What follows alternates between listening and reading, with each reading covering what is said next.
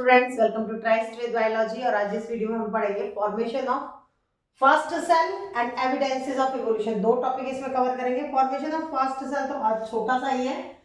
इसमें देखो बेटा, जो first life non cellular life बनी थी, फर्स्ट नॉन सेल्यूलर लाइफ जो फॉर्म हुई थी वो हुई 3 मिलियन ईयर्स अगो। ठीक है, जो ये 3 बिलियन ईयर्स एगो पड़ी, ये जो नॉन सेलुलर थे क्या? ये थे जाइंट मॉलिक्यूल्स, बड़े बड़े मॉलिक्यूल्स थे। किसके?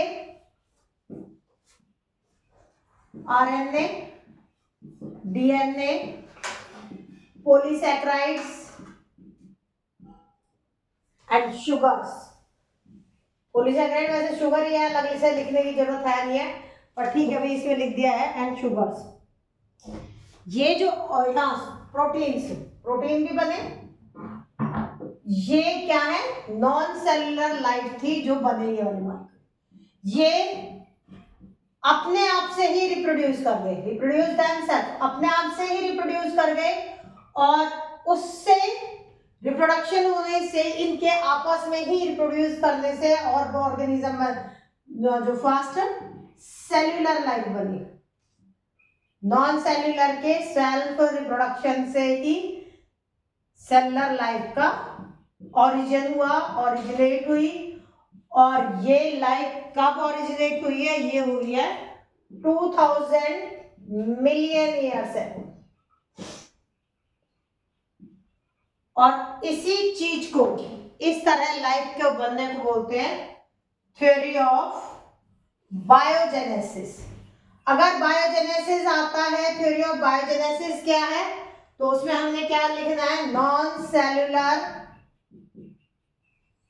कॉम्प्लेक्स से सेल्यूलर कॉम्प्लेक्स, सेल्यूलर सिंपल बने पहले, और फिर उससे कॉम्प्लेक्स बायोडाइवर्सिटी बनी। तो ये किस पर बेस्ड है?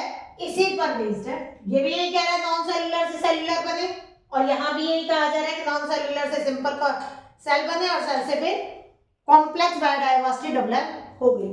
ये था फॉर्मेशन ऑफ फर्स्ट सेल। अब हम पढ़ते हैं एविडेंसेस ऑफ इवोल्यूशन। तो एविडेंसेस मतलब क्या होता है? सबूत, कि कौन कौन से सबूत है। जैसे ये पता चला कि इवोल्यूशन हुआ है। इसमें देखो एविडेंसेस में, एविडेंसेस ऑफ इवोल्यूशन सबसे पहले आता है इसमें पैलेंटोलॉजिकल एविडेंस। पैलेंटोलॉजिकल जो एविडेंस है, पैलेंटोलॉजी होती क्या है? पैलेंटोलॉजी होती है स्टडी ऑफ फॉसिल्स, फॉसिल्स की स्टडी होना, ये क्या है? पैलेंटोलॉजी। अब ये फॉसिल्स है क्या? डेड रिमेन्स है। ऑर्गेनिजम्स के डेड रिमेन्स को क्या बोलते हैं? फॉसिल्स कहते हैं। इसका ये एविडेंस, इवोल्यूशन में क्या एविडेंस है इसका? इवोल्यूशन में एविडेंस ये है बेटा, इसे देखने से, मतलब डेड जो निकले तो उनसे पता चला कि पहले लाइफ क्या थी और वो हमारे बॉडी डिजाइन से कैसे रिसेंबल कर रही है। तो इसमें एक ये आता है कि how to determine the age of fossil. Age of fossils जो है वो कैसे पता चलता है? इसमें कैसे पता चलेगा भाई? एक तो कार्बन डेटिंग करते हैं। फर्स्ट पॉइंट क्या है? कार्बन डेटिंग से पता चलता है। कार्बन डेटिंग क्या होती है? कार्बन डेटिंग होती है कि जो कार्बन का कंटेंट है वो आफ्टर डेथ रिड्यूस होता है। कितना कंटेंट रिड्यूस हो गया उससे, उस फॉसिल की, मतलब कितने साल हो गए इसको मरे हुए, ये पता चल जाता है। दूसरा है डिगिंग। डिगिंग मतलब खुदाई करना। अब हमने कोई चीज खोदी, कोई मिट्टी में से खुदाई करी, तो जो ऊपर की लेयर्स में मिलेगा वो मतलब उसे मरे हुए ज्यादा टाइम नहीं हुआ, और जो जितना नीचे मिलेगा वो उतना ही ज्यादा प्रिमिटिव होगा। तो जो अपर लेयर्स में मिलेंगे वो रिसेंट होंगे, और जो लोअर पे मिलेंगे वो प्रिमिटिव होंगे। दूसरा एविडेंस जो है वो है मॉर्फोलॉजिकल एंड एनाटॉमिकल।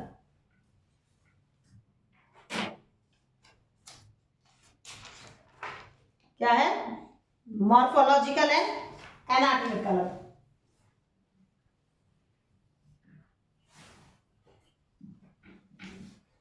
मॉर्फोलॉजी होती है किसी के बाहर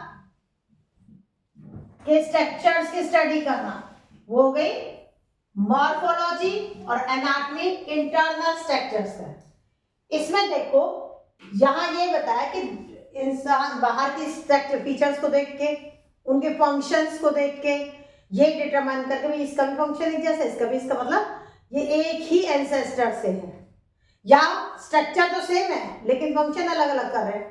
तो इंटरनल ऑर्गन्स की स्टडी और एक्सटर्नल की स्टडी को हम क्या बोलते हैं? मॉर्फोलॉजिकल और एनाटॉमिकल। इसमें दो है, एक है होमोलोगस ऑर्गन्स है और इसी को बोलते हैं हम डाइवर्जेंट इवोल्यूशन। इसको याद करने का तरीका ये होता है कि HD होमोलोगस है जो वो डाइवर्जेंट है। इसमें क्या हुआ?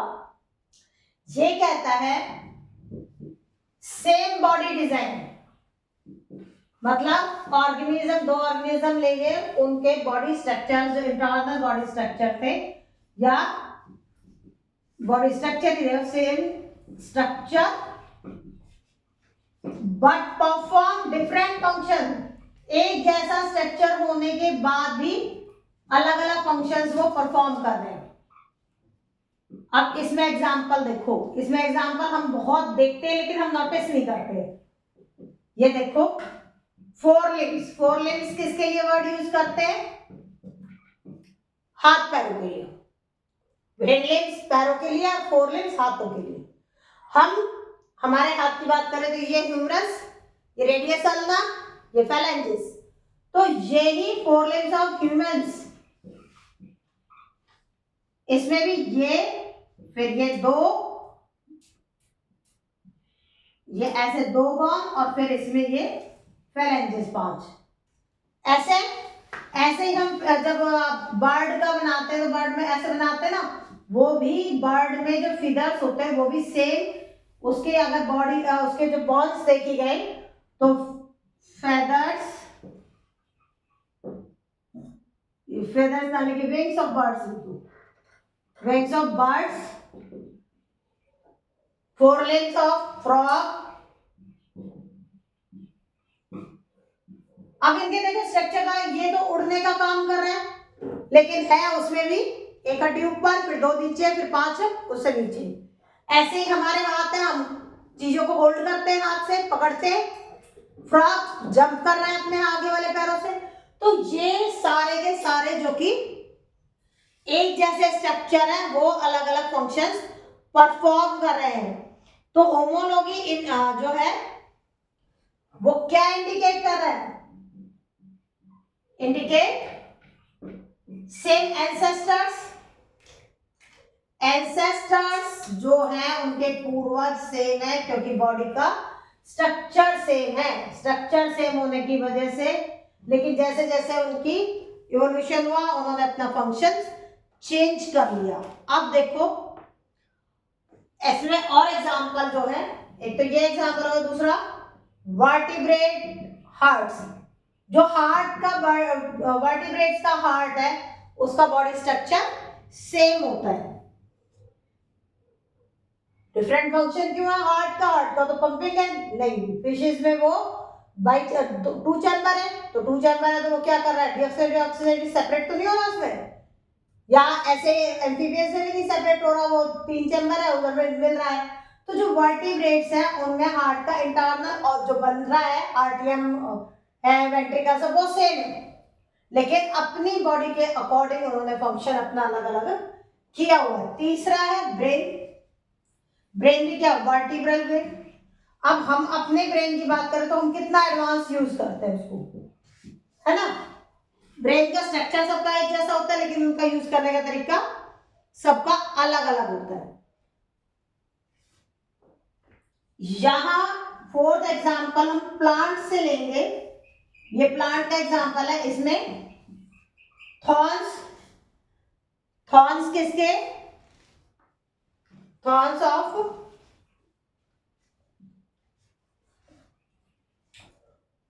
कोकरबेट्स, थॉर्न्स ऑफ बोगेनविलिया। बोगेनविलिया होता है जो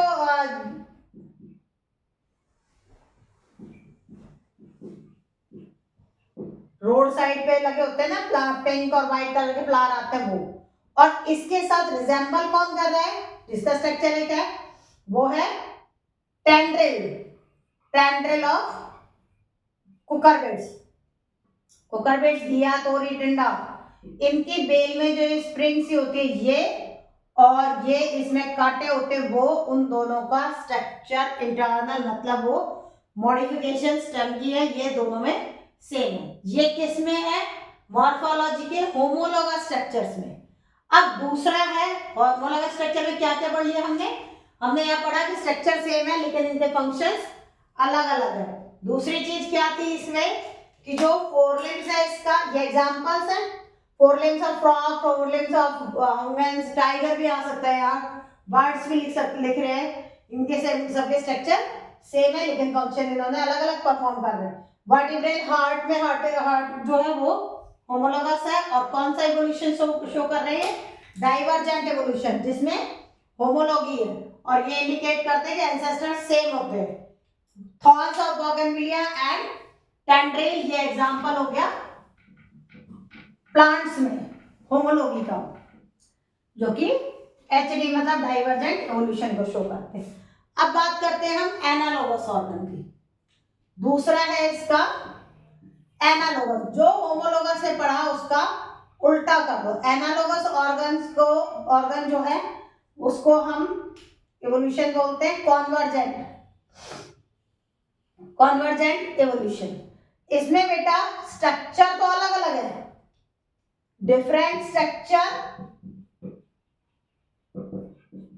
और परफॉर्म सेम फंक्शंस। फंक्शन क्या है, सेम है, फंक्शंस सेम है लेकिन स्ट्रक्चर इनके अलग अलग है। यहां क्या था, सेम स्ट्रक्चर सेम के, और ये परफॉर्म कर रहे थे डिफरेंट फंक्शंस। इसका सेम उल्टा ही है ना, यहां फंक्शन सेम हो गए, यहां फंक्शंस अलग थे ऊपर वाले में। अब ये समझो कैसे, देखो wings of birds and insect, क्या है भैया, पंख है, इंसेक्ट भी, मच्छर भी उड़ता है पंख से, और बर्ड्स भी उड़ रहे हैं। क्या उनके, ये तो देखे हुए हैं, पक्षियों के पंख और इंसेक्ट्स के पंख स्ट्रक्चर पे सेम है, वो तो पेपर ही होता है इंसेक्ट का, फटाफट से टूट जाएगा, तो वो इसमें एग्जाम्पल आएगा कि ये कॉन्वर्जेंट इवोल्यूशन है। दूसरा एग्जाम्पल इसे हम पढ़ेंगे आई। आई आंखें देखने का काम करती है, तो जब किसी की भी हो वो देखने का काम करेंगे। तो यहां आई ऑफ ऑक्टोपस आ गया, हम ऑक्टोपस में भी आई है और हम मैमल्स में भी आई है, और हम दोनों का फंक्शन सेम होते हुए भी आई, ऑक्टोपस में तो सिंपल बिल्कुल आई होती है लेकिन देख तो रही है। तीसरा एग्जांपल है इसका फ्लिपर्स, फ्लिपर्स जो फिन्स होते हैं, flippers of penguin and dolphin. Dolphin के इतने बड़े बड़े हैं लेकिन करना कहाँ है, फ्लोटिंग का काम करते हैं। पेंगुइन जब पानी में जाता है तो वो उससे फ्लिपर से फ्लोट करेगा, चलेगा उससे। नेक्स्ट है, अब प्लांट का एग्जांपल पढ़ लेते हैं। प्लांट में देखो पोटैटो एंड स्वीट पोटैटो, देखो दोनों ही खाने के काम आते हैं, शकरकंदी और आलू की बात हो रही है, लेकिन ये किसका मॉडिफिकेशन है, स्टेम मॉडिफिकेशन है। किसकी मॉडिफिकेशन है, स्टेम से। जो पोटैटो बनता है वो स्टेम की मॉडिफिकेशन से बनता है, अलग हो गया स्ट्रक्चर। क्यों? क्योंकि स्वीट पोटैटो तो रूट है, रूट मॉडिफिकेशन। जो रूट हम खाते हैं वो तो हो गई स्वीट पोटैटो, और जो स्टेम हम खा रहे हैं वो पोटैटो हो गया। तो ये दोनों किसके एग्जांपल हो गए? एनालोगस के। ये एवोल्यूशन कौन सा है? कॉन्वर्जेंट। और किस में आ रहा है एविडेंस में? मॉलिक्यूलर, मॉर्फोलॉजिकल और एनाटॉमिकल एविडेंस में होमोलॉगी और एनालॉगी को हमने एक्सप्लेन करना है। ये भी क्या दिखा रहे हैं कि एंसेस्टर्स हमारे जो है वो सेम रहे होंगे, क्योंकि हमारे जो इनके फंक्शंस है वो सेम है, ये भी इंडिकेट कर रहा है। तो इंडिकेट ये ज्यादा करता है। अब आ जाते हैं थर्ड एविडेंस पे। जो थर्ड एविडेंस है, देखो बेटा, वो एविडेंस कहता है एम्ब्रियोलॉजिकल एविडेंस। थर्ड क्या है? एम्ब्रियोलॉजिकल। एम्ब्रियो की बात होगी तो एम्ब्रियोलॉजिकल एविडेंस। जो एम्ब्रियो है, एम्ब्रियो, अर्ली एम्ब्रियो देखा, चिक का, स्नेक का, इवन ह्यूमंस का, इनकी जो शुरुआत है, एम्ब्रियो की बात हो रही, जाइगोट से जब एम्ब्रियो बनता है उसकी, तो पहचान नहीं सकते कि किसका एम्ब्रियो। इतने अर्ली से, मतलब जब जिंदगी की शुरुआत हुई, जब सेल्स बनने शुरू हुए बॉडी के, तो वो सबके सेम थे। और ये भी क्या इंडिकेट कर रहा है कि इवोल्यूशन तो हुआ है, वरना शुरुआत जिंदगी की एक जैसी ही हुई है। नेक्स्ट जो है फोर्थ नंबर पे आता है biochemical evidence. Biochemical, bio means living और केमिकल तो केमिकल हो गया। तो इसमें ये कहा कि सेल की स्टडी करो। भाई 8th क्लास में हमसे 8th क्लास से ही पढ़ते आ रहे हैं सेल। तो बायोकेमिकल मतलब सेल जो कंपोजिशन है, जो चाहे वो किसी भी ऑर्गेनिज्म का हो, चाहे प्लांट का हो, लिविंग का हो, उनके सेल की कंपोजिशन मतलब कार्बोहाइड्रेट, प्रोटीन और लिपिड से ही बना है। मेम्ब्रेन है तो फॉस्फोलिपिड से बनी हुई है। अब हमने फॉस्फोलिपिड का 11th में भी पढ़ा था, सेल वाला chapter, the fundamental unit of life, उसमें माइटोकॉन्ड्रिया पढ़े। हाँ ठीक है, किसी में कुछ चीज ज्यादा है, किसी में कुछ चीज कम है। जैसे एनिमल सेल में सेल वॉल नहीं है, प्लांट सेल में सेल वॉल है, वो एक अलग चीज है।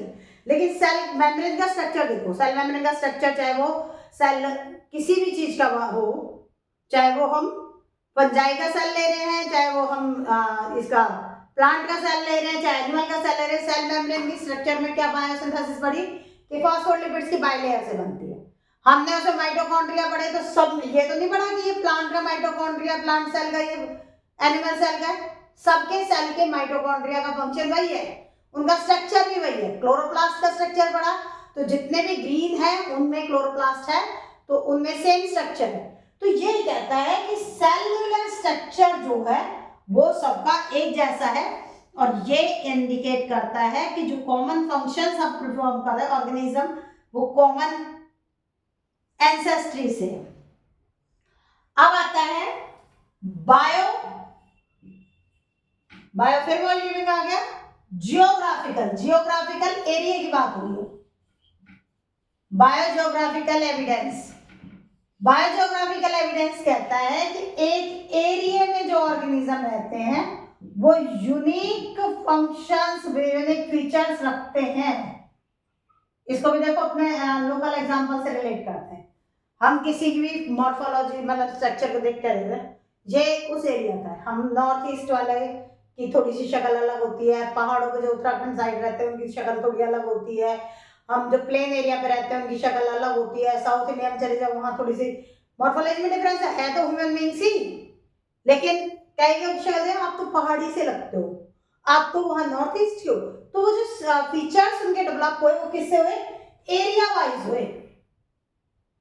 और जो एरिया वाइज डेवलप हुए, इसलिए हमने इसको क्या कह दिया कि सिमिलर एंसेस्ट्री है, स्पेशलाइजेशन हुआ है। तो जैसे जैसे ज्योग्राफिकल एरिया में चलेंगे वो, ठीक है। ये सारे, ये 5 एविडेंसेस हैं इवोल्यूशन ऑफ के।